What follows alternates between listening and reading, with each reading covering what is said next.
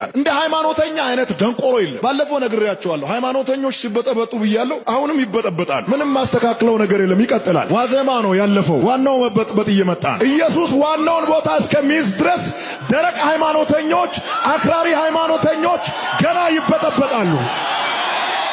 ብዙ ሰው ይቅርታ ይጠይቃል ብሎ ይጠብቃል። እደግምልሃለሁ ገና ይበጠበጣል። ወልድኪ ነፍሳተ ሶባራየኪ በእሳተ ኩነኔ ዘሃሙ ማርያም ትብሊ በንቲ አዎሙ። አንዳንዴ በማን አለበኝነትና በክፉ አስተሳሰብ ተነስታችሁ ወደ ሰማይ የወረወራችሁት ድንጋይ ጊዜ ይፍጅ ዓመታት ይቁጠር እንጂ መመለሱ አይቀርም። ነገር ግን የተመለሰ ጊዜ የወረወረው ሰው ላይ ማረፉ የራሱን የሆነ መልስ ይኖረዋል። እንዲም ተብሎ ነበር የሆነ ጊዜ ካስታወስ እኛው ሃይማኖተኞች ሲበጠበጡ ቆሞ ማየት ውስጥ ግን ኢየሱስ የሌላቸው ሃይማኖተኞች ሲበጠበጡ ማየት 2015 በጣም አምሮኛል። ሁለተኛው 2015 ምን ያምራል ብትሉ ሃይማኖተኞች ሲከፋፈሉ ቆሞ ጊዜ ለኩሉ ነብይ እዩ ጩፋ በሚል የሚጠራው ክራይስት አርሚ ቤተክርስቲያን መታገዱ ተሰምቷል። የኢትዮጵያ ወንጌል አማኞች ቤተክርስቲያን ካውንስል በነብይ እዩ ጩፋ የሚጠራው ክራይስት አርሚ ኢንተርናሽናል ቸርችን አግጃለሁም ብሏል። የሕግ ደብዳቤው ክራይስት አርሚ ኢንተርናሽናል ቸርች በካውንስሉ በምዝገባ ቁጥር 03111 የተመዘገበች የሃይማኖት ተቋም መሆኗ ይታወቃልም ብሏል። ይሁን እንጂ ቤተክርስቲያኒቱ የካውንስሉ አባል ስትሆን ልታከናውናቸው ከሚገቡ መመሪያዎችና ደንቦች መካከል አንዱ የካውንስሉን አባልነት ስነ ምግባር መመሪያ ሲሆን በስነ ምግባር መመሪያው አንቀጽ 9.3 ላይ የስነ ምግባር ግድፈቶች ተብለው በዝርዝር የተገለጹትን ተግባራት በቤተክርስቲያኒቱ መሪ መፈጸሙን አረጋግጠናል ሲሉ በደብዳቤው ላይም ጠቅሷል። በመሆኑም ጉዳዩ በካውንስሉ ስለ መለኮት ኮሚሽንና የሕግ ኮሚሽን ታይቶ በሚመለከታቸው አካላት የመጨረሻ ውሳኔ እስከሚሰጥ ድረስ በቤተክርስቲያኒቱ ፍቃድ ታግዶ የሚቆይ ሲሆን ሁሉም የካውንስሉ አስተዳዳራዊ መዋቅሮችና የሚመለከታቸው የመንግስት አካላት ይህንና ከዚህ በኋላ የሚተላለፉ ውሳኔዎችን እንድታስፈጽሙ በግልባጭ ተመዝግቦላችኋልም ብሏል። ይህንን የካውንስሉን የግድ መግለጫ ተከትሎ ነብዩ እዩ ጩፋም የራሱን መግለጫና መልእክትን አስተላልፏል። የኔ አገልግሎት ለካውንስሉ ሳይሆን ለእግዚአብሔር ነው ሲሉም ተደምጧል። ነብዩ እዩ ጩፋ በኢትዮጵያ ወንጌል አማኞች አብያተ ክርስቲያናት ካውንስል ከታገደ በኋላ ምላሽንም ሰጥቷል። ወንጌል የምሰብከው አጋንንት የማስወጣው የምጸልየው በካውንስሉ ፍቃድ አይደለም ያለው እዩ ጩፋም ካውንስሉ ሲመሰረት የነበርኩ ሰው ነኝ። ለማገድም ራሱ እኔ መኖር አለብኝ። ሊያናግሩኝ ይገባል። የኔ አገልግሎት ለካውንስሉ ሳይሆን ለእግዚአብሔር ነው በማለት የካውንስሉን እግድ እንደማይቀበለው ማሳውቋል። በመጀመሪያ የመንግስት ፓትሮል የሚወጣው ዌልካም ለማለት የሚወጣውን የህዝብን ደህንነት ለመጠበቅ ነው። ይሄ የመንግስት ተቀዳሚ ኃላፊነት ነው። በመቀጠልም አምላክ የላከው አገልጋይ ወደ ከተማ ሲገባ ዌልካም ለማለት ነው የሚወጣው። ከዚህ በኋላ ቪኤቶች መኪኖች ቪኤቶች ብቻም አይደሉም። በዚህ ዘመን የተፈጠረ ነገር ካለም ተጨምሮ አገልጋዮች ዌልካም ይባላሉ። ለመቀበል እንደምትቸገሩ አውቃለሁ። ነገር ግን ምርጫ የላችሁም። አገልጋዮችን በንቀታቲው አገልጋይ የእግዚአብሔር ድምጽ የቃል አቀባይና ምልክቶች ናቸው ያለ ሲሆን በማስፈራራትና በማስጨነቅ ቀጥሎ የሚነሳውን ትውልድ ተስፋ ለማስቆረጥ የምትፈልጉ ሰዎች እኔ ያለው ከዚህ በኋላ ፊት ለፊት ቆም የሚመጣውን ትውልድ በር ለመክፈት ከፊት አለው ሲል ተደምጧል። አንዳንድ ሰዎች ዘመኑ በሚመጥን መልኩም መንቀሳቀስ እንደ ኃጢያት ያሉ 7 እና 8 ፓትሮል ለምን ይመደባል? በዚህ ልክ መታጀብ ለምን አስፈለገ የምትሉ ሰዎች ለአገልጋዮች መንግስታዊ የሆነ ጥበቃ ከለላ ዌልካም ያስፈልጋል። አንድ በእግዚአብሔር ለተሾመ አገልጋይ ምን ያክል ክብር እንደሚገቡ መንግስትና መንግስታዊ የሆኑ መዋቅሮች በተረዱበት በዚህ ጊዜም የቤተክርስቲያን መሪዎች አይናቸው መከደኑ ከምንም በላይ የሚያስገርም ነው ሲልም ተደምጧል። ቪኤት መኪኖች በዛ ፓትሮል በዛም የምትሉ ሰዎች እግዚአብሔር ባንተ ኮልኮሌ እንዲታጀብ ነው የምትፈልገው ሲልም ይጠይቃል። እግዚአብሔር በፓትሮል የሚታጀብ አምላክ አይደለም። ፓትሮሉም ለኛ ነው፣ እኛ ነን የምንታጀበው። ከዚህ በኋላ በታምኑም ባታምኑም በኢትዮጵያ ምድር በራሳቸው ጀት እየተንቀሳቀሱ የሚያገለግሉ አደገኛ ሰዎች ይነሳሉ ሲልም ተደምጧል። የምታስተላልፉት መልእክት ተስፋ ከመቁረጥ የመነጨ ይመስላል ሲልም ነብዩ እዩ ጩፋ ተናግሯል። ሐዋሳ ስንገባ የተደረገልን አቀባበል ያስደነገጣችሁ ሰዎች ሰላም ናችሁ ወይ ሲልም ይጠይቃል። ለማንኛውም ከዚህ በኋላ በሚደረጉ ክሩሴዶች ከዚህ የበለጠ ነገር እንደሚሆን እንዳትጠራጠሩ ከወዲሁ አረጋግጥላችኋለሁ ሲል ነብዩ እዩ ጩፋ ምላሽን ሰጥቷል። ካውንስሉ ከሰማይ አይደለም የወረደው፣ በአንድነት ሆነን የመሰረትነው ነው እንጂ አንተ የመሰረትከው አይደለም። እኔ ራሴ ካውንስል ነኝ። እኔ በሌለውበት ራሱ መወሰን አትችልም። ለመወሰንም ለማገድም እኔ እዛው መገኘት አለብኝ። ካውንስሉ አንድን ተቋም ከማገዱ በፊት የተቋሙን መሪ በክብር በደብዳቤ ጠርቶ ማነጋገር አለበት። ያለምንም ጥሪና ምልክት ሁለት መስመር በጻፍከው ሐሳብ ላይ መዝገብ ቤት ያለውን ማህተም ወስደ መጥተ ከዛሬ ጀምሮ የክራይስት አርሚ ላይሰንስ ታግዷል የምትለው ነገር እንዴት ያለ ንቀት ነው! ካውንስሉን እንደ ካውንስልና እንደ ተቋም እጅግ በጣም አከብራለሁ። ካውንስል ውስጥ ያሉ ካንሰር የሆኑ ሰዎችን ግን ከዛሬ ጀምሮ ፍለፊት እጋፈጣለሁ። ባለፈው ነግሬያቸዋለሁ። ሃይማኖተኞች ሲበጠበጡ ብያለሁ፣ አሁንም ይበጠበጣል። እነሱ ነብይም አልላቸውም፣ ብሩስ ሊ ነው የምላቸው። ያው ካራቴ እንደው በልጠውታል። እነ ብሩስ ሊ መጀመሪያ ያው የሆነ ቦታ ብሩስ ሊ አለ ሲባል አንተ ትሄዳለህ። ቸርች እኮ አለ የምትሄደው፣ ቸርቹ ነው የምትሄደው። የግሉ ቸርች አለው። በር ላይ እንዲህ ሱፉን አድርጎ ከረባት አስሮ እንዲህ ብሎ የተነሳው ፎቶ አለ። እሱን አይተህ ትገባለህ። ግለሰብ እዩ ጩፋ ሲኦል እንደሚገባ ስንቶቻችሁ ታውቃላችሁ? በነገራችን ላይ እኔ አላልኩም፣ የራሱ ስራና መጽሐፍ ቅዱስ ነው የነገረኝ። እስቲ ይህንን ቪዲዮ ተመልክተን እንመለስ። እንደ ሃይማኖተኛ አይነት ደንቆሮ የለም። ባለፈው ነግሬያቸዋለሁ። ሃይማኖተኞች ሲበጠበጡ ብያለሁ፣ አሁንም ይበጠበጣል። ምንም ማስተካክለው ነገር የለም። አሁን ደግሞ መጽሐፍ ቅዱሱን ላንብብላችሁ። የማቴዎስ ወንጌል ምዕራፍ 5 ቁጥር 21 ለቀደሙት ሰዎች አትግደል፣ የገደለም እርሱ ይፈረድበታል የተባለውን ሰምታችኋል። እኔ ግን እላችኋለሁ በወንድሙ ላይ በከንቱ የሚቆጣ እርሱ ይፈረድበታል። ወንድሙንም ጨርቅ ለባሽ የሚለው በአደባባይ ይፈረድበታል። ደንቆሮ የሚለውም ሁሉ በገሃነመ እሳት ይፈረድበታል። ይህንም ማን ያለው? መጽሐፍ ቅዱስ። መጽሐፍ ቅዱሱ ላይ ማን የተናገረው? ጌታችን መድኃኒታችን አምላካችን ኢየሱስ ክርስቶስ። ቃሉ አይሻርም። እኛ ቤት ጸጉሩን ያበጠረ ልክ ሱፍ እንደምትባለው ምግብ ጸጉሩን እንደዚህ ያጎፈረ ነብይነት ጸጉር ማጎፈር እኮ ነው የሚመስለው። ይዋቸው እንግዲህ ፕሮፌት የሚሉትን ሰው ያላጎፈረ እኮ የለም። የሆነ አንድ መላጣ ሁሉ ነብይ ነበር። መላጣ ነው ከፊቱ በጣም ብዙ ሄክታር እንትኑ መላጣው በጣም ብዙ ሄክታር ነው። ከኋላ ለቅሬታ የቀረች ትንሽዬ ጸጉር አለች። እሷን አቁሟታል። ታውቃለህ ለምን? ራዳሩ የሚቀበለው መንፈሳቸው የሚቀበለው ከዛች በቆመች ጸጉር ነው። እንደ መላጣ ነብይ እንኳን እኮ የሌለበት እኮ ነው። ሲጀመር እግዚአብሔር ከአንድ ክልል ብቻ ከአንድ አካባቢ ብቻ ነብይ አለኝ የሚለው ለምንድን ነው? አንድ አይነት እንትኖች አንድ አይነት ነገሮች ለምንድን ነው የተቀባችሁ አስተማሪዎች ያልሆናችሁት? ለምንድን ነው የተቀባችሁ ወንጌል ሰባኪዎች ያልሆናችሁ? በወንጌል ማናቃችሁ ሁሌ ፕሮፌት ሁሌ አፖስትል ነን እያላችሁ ሰውን የምትዘርፉት። ሐዋርያት ሥራ ምዕራፍ 23 ቁጥር 23 ላይ የሮም ሻለቃ ጳውሎስን ከገዳዮች እጅ ለማስመለጥ የአገር ገዢ ወደ ሆነው ወደ ፕሌክስ ቂሳሪያ ሲልክ ለአንዱ ጳውሎስ 200 እግረኛ ወታደሮችን 200 ደግሞ ጦር መሳሪያ ያላቸውን ከነዚህ ውጪ ደግሞ 70 ወታደሮች አንድ ላይ 470 ወታደሮችን ለአንዱ ጳውሎስ እንዲመደብ ነው ያደረገው። ስለፈራም አይደለም፣ ችግር ስላለበትም አይደለም። ጳውሎስ በ470 ወታደሮች። ሰላም የተወደዳችሁ፣ እንግዲህ እዩ ጩፋ መጽሐፍ ቅዱስ እንደማያነብ የሚያስታውቀው እዚህ ጋር ነው። እንዴት ነው እንደማያነብ የማያስታውቀው ስትሉ እዚህ ጋር ያለውን ሰምታችኋል አይደለ? ሐዋርያ ሥራ ምዕራፍ 23ን ጠቀሰና ንጉሡ ጳውሎስን አሳጅቦታል በ400 ወታደር። ያሳጀበው አንዱ ሰው ንጉሡን ይላል አክብሮት ነው እንጂ ስለፈራም አይደለም፣ ምንም ስለተፈጠረ አይደለም፣ ችግር ስላለበት አይደለም ማለት። ይሄ ነው እንግዲህ መጽሐፍ ቅዱስን አሳስቶ እንደፈለገ ለራስ እየወሰዱ አሜን የሚያስብሉት ሰውን። እስኪ ጥቂት ምዕራፍ 23 ሙሉን እናንተ አንብቡ፣ ጥቂት ላንብብ። ጳውሎስ በሸንጎ ፊት ይውላችሁ ፈሪሳውያንና ሰዶቅያን ተሰብስበው መጥተው ሊገሉት እንዲህ አለ። ጳውሎስ እኩሌቶቹ ሰዶቅያን እኩሌቶቹም ፈሪሳውያን መሆናቸውን አይቶ ወንድሞቹ እኔ ፈሪሳዊ ልጅን ስለ ተስፋ ይከሱኝ ዘንድ አይችሉም ምናምን ብሎ ሲል ሰዶቅያን በመላክ በምናምን አያምኑም፣ በፈሪሳውያን ደግሞ መልአክም መንፈስም እንዳለ ያምናሉ።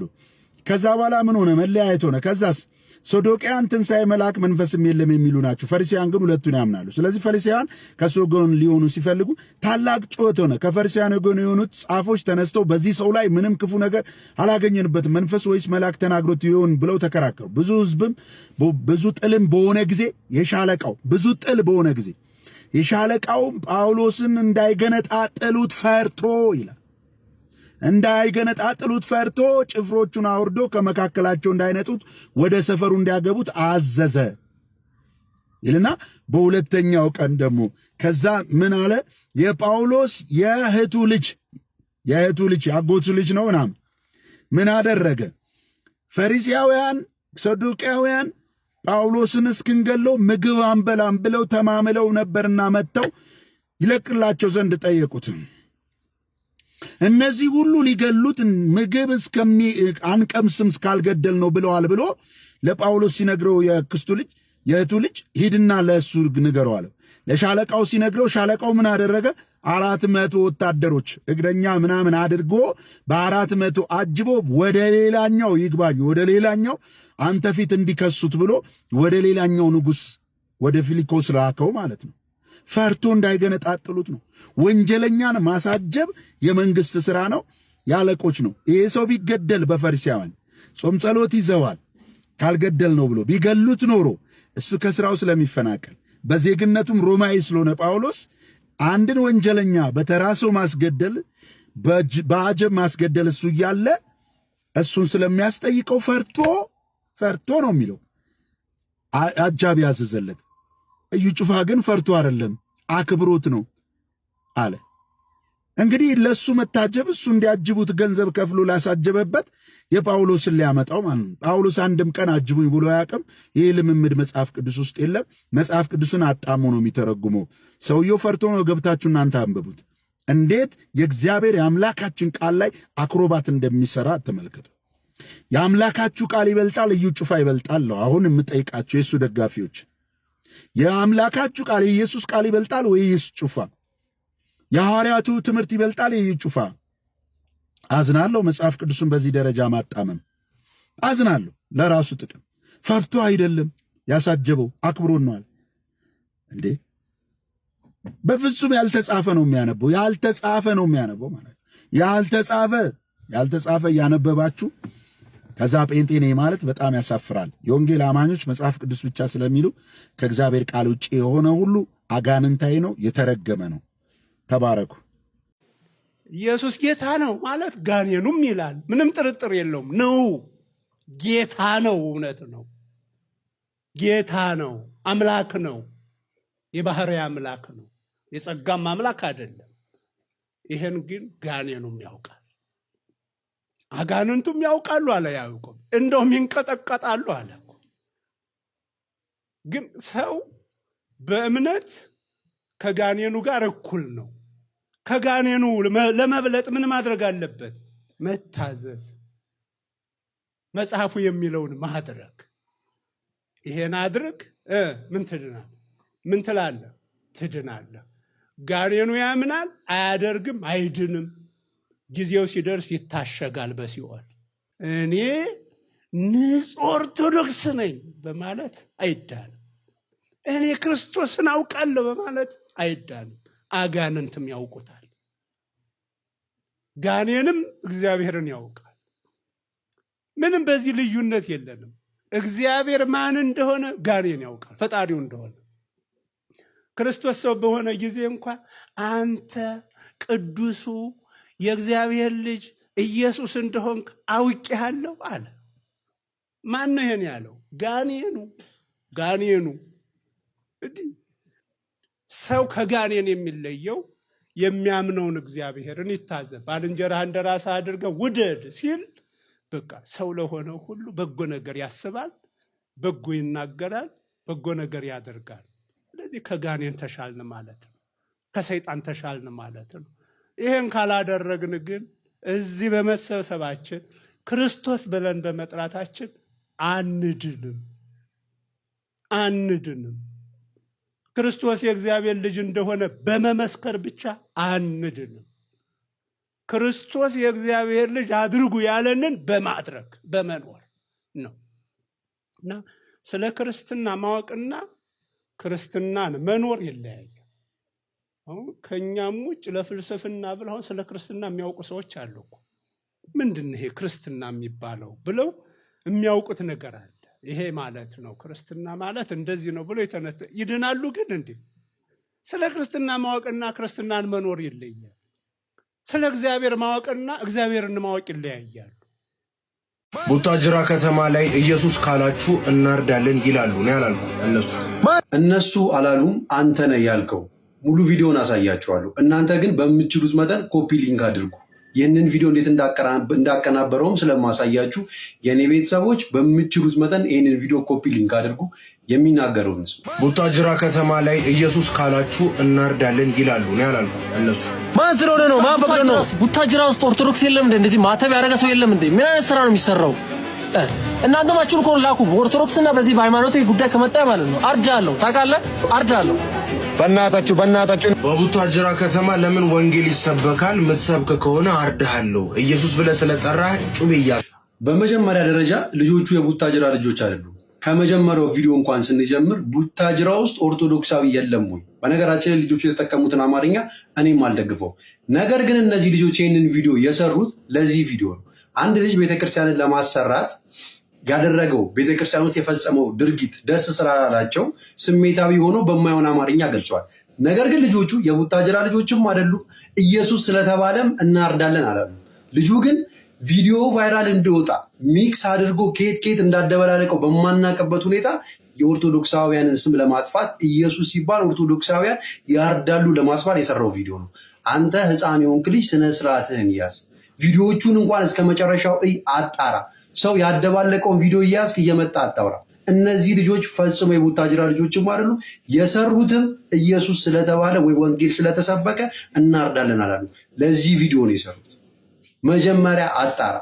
የኔ ቤተሰቦች ይህንን ቪዲዮ በምችሉት መጠን ኮፒ ሊንክ አድርጉ፣ ራሱንም ሜንሽን አድርጉልኝ።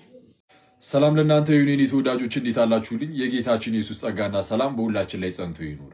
ዛሬ የጌታ ጾም 6ኛው እሁድ ላይ ያለ ነው። ይህም ገብርኄር ነው። ገብርኄር ማለት መልካም አገልጋይ ነው። የማቴዎስ ወንጌል ምዕራፍ 25 ላይ የተነገረ አንድ ምሳሌ አለ በጌታችን በክርስቶስ ኢየሱስ እና እሱን ይዘን ነው ይህን ነገር የምናስበው። ምንድን ነው ያ ምሳሌ? አንድ ጌታ አለ እና ያ ጌታ ደግሞ 3 ባሪያዎች ወይም አገልጋዮች አሉት። ለእነዚህ ለ3ቱ ባሪያዎች የተለያየ መክሊት ይሰጣቸዋል። ለአንደኛው 5 መክሊት፣ ለሌላኛው 2፣ ለሌላኛው 1 ይሰጣቸውና ይሄዳል። ተመልሶ ሲመጣ በዓመቱ ትርፍን ይጠብቃል ከነዛ ባሪያዎች ወይም ከአገልጋዮቹ እና 5 መክሊት የተቀበለው ያ ባሪያ ሌላ 5 አትርፎ ይሰጣል። 2 መክሊት የተቀበለው ሌላ 2 መክሊት ይሰጣል። 1 መክሊት የተቀበለው ግን ሌላ 1 አይደለም የሚሰጠው፣ ያችኑ አንዷን ብቻ ደብቆ ከዛ በኋላ ሲመጣ ይሄው አንዷ ብሎ ይሰጣል።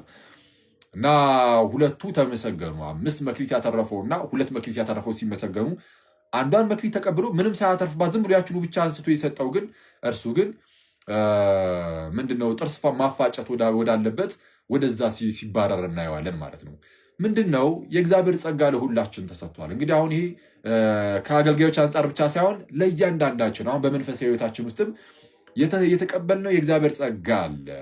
ሰዎችን ሁሉ የሚያድን የእግዚአብሔር ጸጋ ተገልጧል ይልና ይህም ጸጋ ብሎ የሚናገሩት ቲቶ ምዕራፍ 2 ቁጥር 11 ላይ ይህም ጸጋ ኃጢአተኝነትንና ዓለማዊ ምኞትን የሚያስክድ ኃጢአተኝነትና ዓለማዊ ምኞትን ክደን የተባረከውን ተስፋችንን እርሱም የታላቁ አምላካችንና የመድኃኒታችን የኢየሱስ ክርስቶስን ክብር መገለጥ እየጠበቅን እንዴት መኖር እንደሚገባን ያስተምረናል ብሎ ይናገራል። እና የተቀበልነውን ጸጋ ምንድነው ይዘን በዛ ጸጋ በመንፈሳዊ ሕይወታችን ፍሬን አፍርተን መኖር አለብን ነው።